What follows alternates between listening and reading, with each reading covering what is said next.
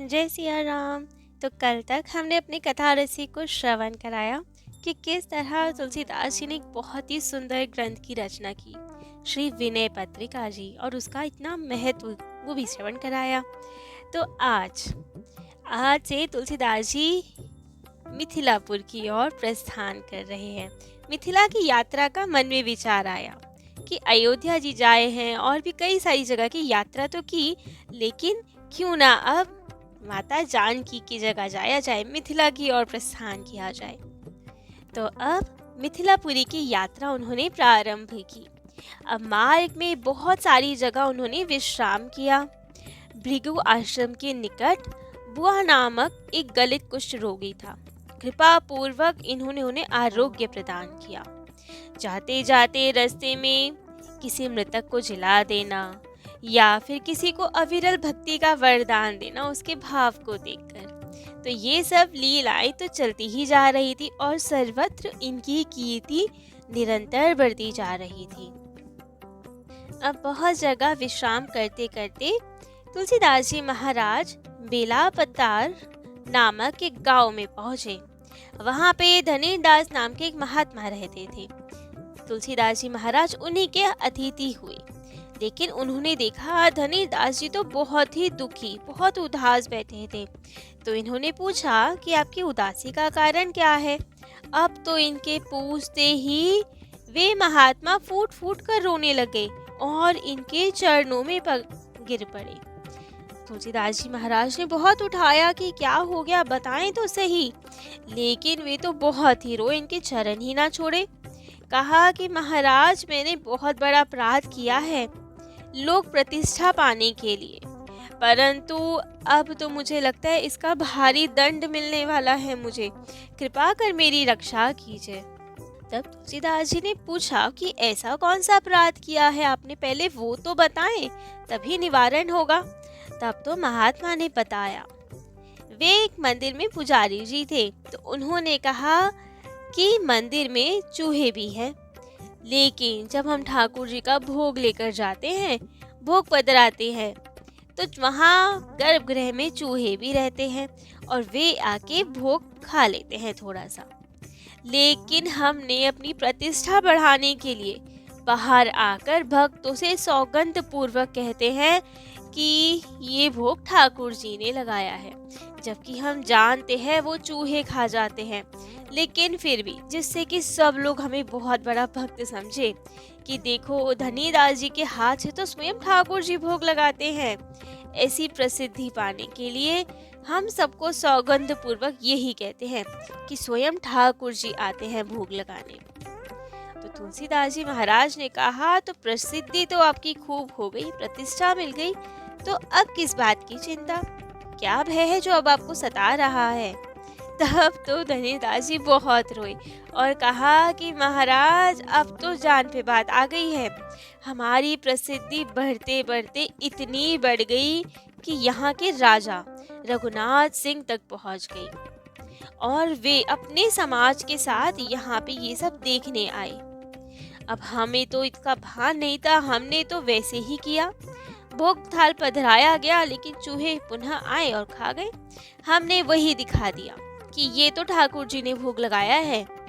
लेकिन राजा के मंत्री बहुत समझदार, उन्होंने अनुमति लेके गर्भगृह में प्रवेश कर लिया और आकर देखा तो उन्हें वहां पे चूहे का बिल, उसका आला और चूहा बैठा हुआ दिख गया। और अब तो समझते उन्हें देर नहीं लगी कि ये सब प्रसादी ठाकुर जी की नहीं है, चूहे की है। वे समझ गए कि अवश्य ही ये भोग चूहा खा जाता है और पुजारी जी कहते हैं कि ठाकुर जी प्रत्यक्ष के भोग पाते हैं हमारे हाथ से। तो ये सब बात उन्होंने राजा को भी बता दी। अब तो राजा अड़ गया है। राजा ने कहा है कि कल आएंगे और सबके सामने ठाकुर जी को भोग लगाना, जो हमें भी उनका साक्षात दर्शन हो। और यदि ठाकुर जी ने भोग नहीं लगाया तो हमें प्राण दंड मिल जाएगा, क्योंकि राजा को झूठ से तो सख्त नफरत है।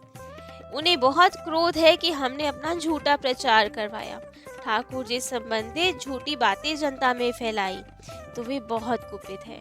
लेकिन डायरेक्ट हमें कुछ नहीं कह सकते ना, इसलिए प्रमाण के लिए, जिससे कि सब जनता के सामने हमारा ये भेद खुल जाए, उन्होंने ये कहा कि सबके सामने कल हमें भोग पधराना पड़ेगा।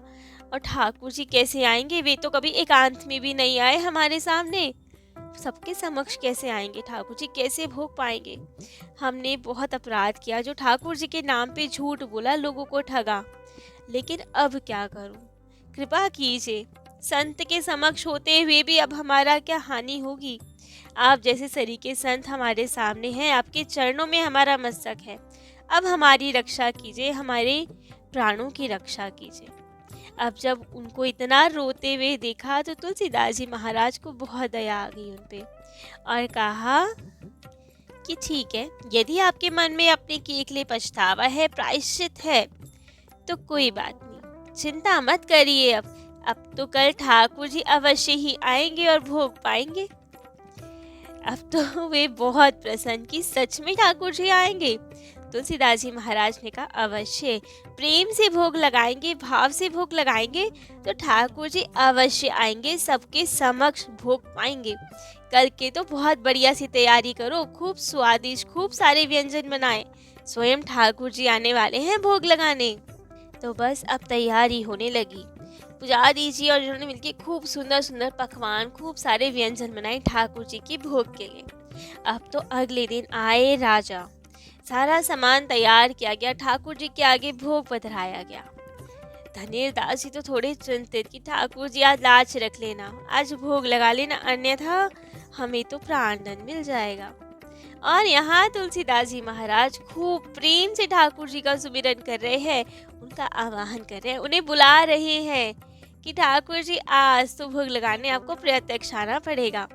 उस समय गोस्वामी तुलसीदास जी ने एक दोहा गाया, कहा, तुलसी झूठे भगत की पति राखत भगवान, जिमि मूरख उपरोहित ही देत दान जजमान।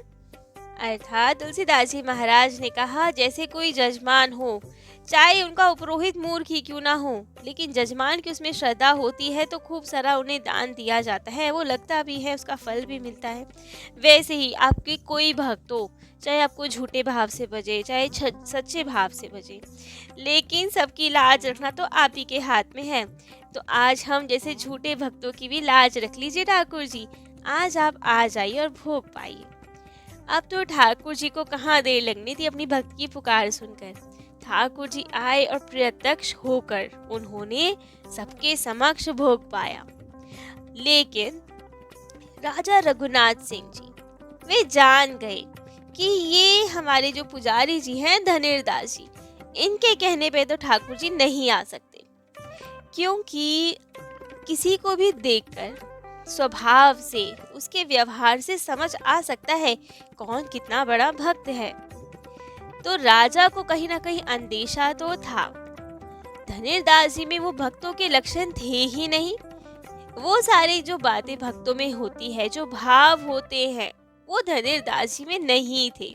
तो उन्हें इस बात का आश्चर्य तो था कि ठाकुर जी कैसे आते हैं इनके यहाँ भोग लगाने, लेकिन आज जब कहने पर लगा लिया तो वे बहुत हैरान, और तुलसीदास जी महाराज को देख के समझ गए कि जरूर ये जो नए संत आए हैं इनमें इतनी भक्ति है, क्योंकि इनके स्वभाव से, इनके व्यवहार से, इनके आचरण से समझ में आता है ये भक्त है।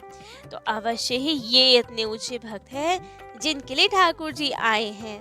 लेकिन चाहे जिसका भी चमत्कार हो, ठाकुर जी तो आए ना। तो अब राजा ने धनेर दास जी के प्राणों का दान दे दिया उन्हें। राजा ने तुलसीदास जी महाराज का नाम तो सुना हुआ था, सुयश भी सुना हुआ था, परंतु दर्शन नहीं किए थे। तो आज उन्हें पता चला कि ये वही तुलसीदास जी महाराज है जिन्होंने रामचरितमानस जी लिखी है। तब तो उनकी श्रद्धा और बढ़ गई उनके चरणों में, बहुत ही भक्ति पूर्वक अनुनय विनय करके उन्हें घर लेवा लाए, खूब प्रेम से उनकी सेवा पूजा की। कुछ दिन तक तुलसीदास जी महाराज ने वही निवास किया और उस गांव का नाम बेलापतार से बदलकर रघुनाथपुर रख दिया। उसी गांव में एक परम भागवत परम भक्त भी रहते थे, जिनकी तो दृष्टि मात्र से कुलिश पाषाण भी द्रवीभूत हो जाते थे। इतना प्रेमी भक्त थे वे भी तुलसीदास जी महाराज के पास आए, उनका सत्संग दर्शन किया और खूब धन्य हुए। अब थोड़े दिन वहीं सत्संग करके विश्राम कर कर श्री तुलसीदास जी वो हरि क्षेत्र से आगे श्री मिथिलापुरी की ओर गए। जब मिथिला जी के समीप पहुंचे तो अब तो इन्हें बहुत जोरों की भूख लगने लगी। सोच ही रहे थे कि हमारे पास तो कुछ है नहीं, ना आसपास वृक्षों में कुछ दिख रहा है, क्या पाया जाए, कैसे अपनी क्षुधा की निवृत्ति की जाए, कैसे भूख मिटाई जाए, क्या उपाय करूं। बैठ गए पेड़ के नीचे, सोच ही रहे थे कि क्या पाया जाए, बहुत जोर की भूख लग रही है। ठाकुर जी का सुमिरन कर रहे थे, तभी एक 6-7 वर्ष की बालिका एक कटोरे में बहुत ही सुंदर खीर भर के लाई और खूब प्रेम से तुलसीदास जी महाराज से अनुरोध करने लगी और अनुरोध पूर्वक उन्हें खीर पवाई। अब इन्हें तो इतनी भूख लग रही थी, ठाकुर जी की कृपा है खीर आ गई, यही सब विचार करते करते वे खीर पाने लगे। जैसे जैसे वे खीर पाते, एक एक कौर में उन्हें अद्भुत प्रेम रस की अनुभूति होती। इतने प्रेम, इतने भाव जगते कि क्या अलौकिक खीर है। हर एक निवाले में ठाकुर जी के प्रति प्रेम बढ़ता ही जा रहा था, मानो आंखों से अविरल अश्रुधार बह रही थी, इतना प्रेम था उसमें। जब खीर का अनुराग चढ़ता गया, थोड़े समय बाद उन्हें चेतना आई कि अरे खीर कौन लाया था। आसपास देखा कोई था ही नहीं, वे बालिका कहाँ गई जिसने हमें खीर पवाई। इतनी जल्दी तो नहीं जा सकती, लेकिन वहां तो कोई था ही नहीं। अब वो बालिका तो अंतर ध्यान हो चुकी थी, पात्र लेकर अंतर ध्यान हो गई थी। तब तो गोस्वामी जी को अनुभव हुआ कि वे बालिका और कोई नहीं, स्वयं जगत जननी हमारी जान की मैया है। अब मिथिलापुर कोई जाए, वैसे तो माँ हर जगह ही अपनी संतानों की रक्षा करती है, उनका ख्याल रखती है, भूखे नहीं रहने देती किसी को, लेकिन स्पेशली कोई मिथिला भी जाए, मिथिला की पहुनाई तो अद्भुत होती है। तो वहाँ तुलसीदास जी पहुंचे और भूखे रह जाएं, ऐसे कैसे हो सकता है। तो स्वयं माँ ही कृपा कर कर उन्हें दर्शन देने आई, उनकी क्षुधा शांत करने आई थी। अब तो इतनी दिव्य अनुभूति के बाद तुलसीदास जी महाराज थोड़ा विश्राम करके आगे की ओर बढ़े। आगे हाला ग्राम के ब्राह्मणों से इनकी भेंट हुई। वहां के ब्राह्मणों ने जब श्री तुलसीदास जी महाराज का शुभ आगमन सुना तो इनके पास आए, अपना दुखड़ा रोने लगे, बहुत रोए इनके पास आके। जब इन्होंने कारण पूछा तो सबने बताया कि यहाँ के जो सूबेदार है ना, वो बहुत ही दुष्ट व्यक्ति है। हम लोगों को राम जी के विवाह में 12 गांव मिले थे और वो सूबेदार ने हमसे छीन लिए हैं। अब हमारे पास कोई भी साधन नहीं है, हम वृत्तिहीन हो गए हैं, हमारे पास निर्वाह करने के लिए कुछ भी साधन नहीं है, सब कुछ छीन लिया गया है। अब आप ही सहायता कीजिए, कुछ कीजिए जो हमें वो गांव वापस मिले, अन्यथा हम कैसे जीवन निर्वाह करेंगे। तब तो तुलसीदास जी महाराज ने रामचरितमानस जी का नवहान पारायण करने के लिए बोला कि आप इसका नवहान पाठ करिए तो सब कुछ कुशल मंगल हो जाएगा। अब तो एक ब्राह्मण ने सर्वथा निराहार रहते हुए पारायण स्टार्ट किया। वे अन्न जल कुछ भी नहीं लेते और खूब प्रेम से रामचरितमानस जी का पाठ करने लगते। 6 दिन बीत गए भूखे प्यासे रहते हुए और पाठ करते हुए।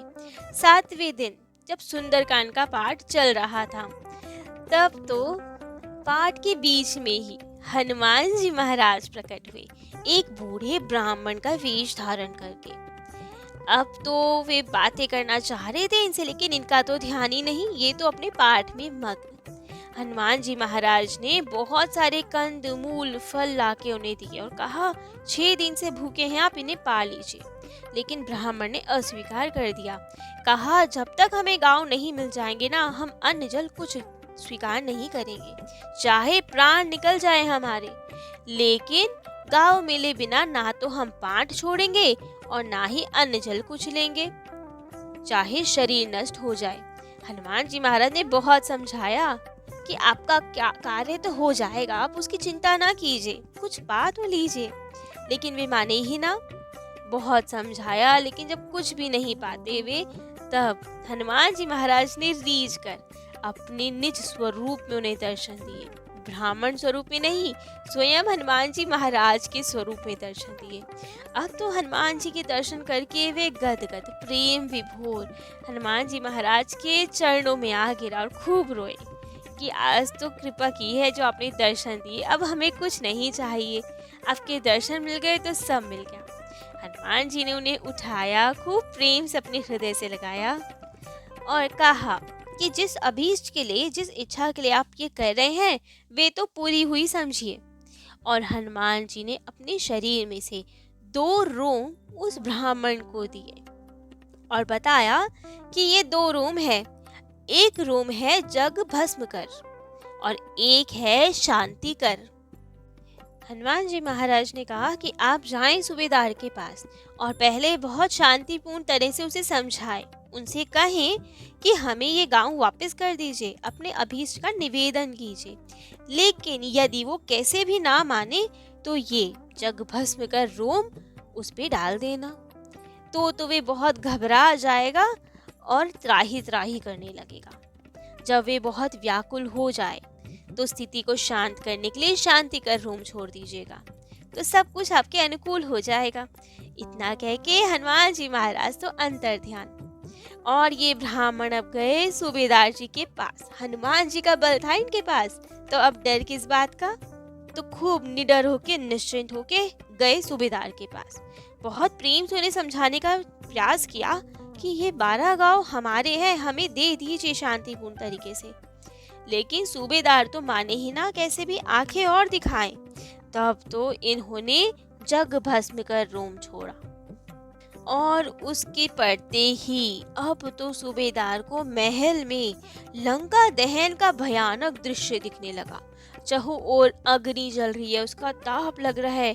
वो तो बहुत ही व्याकुल त्राही त्राही चिल्लाने लगा, ब्राह्मणों के चरणों में आ गिर गया विकल होकर कि हमें क्षमा कीजिए, ये क्या भयानक दृश्य हमें दिख रहे हैं, सब कुछ जल रहा है।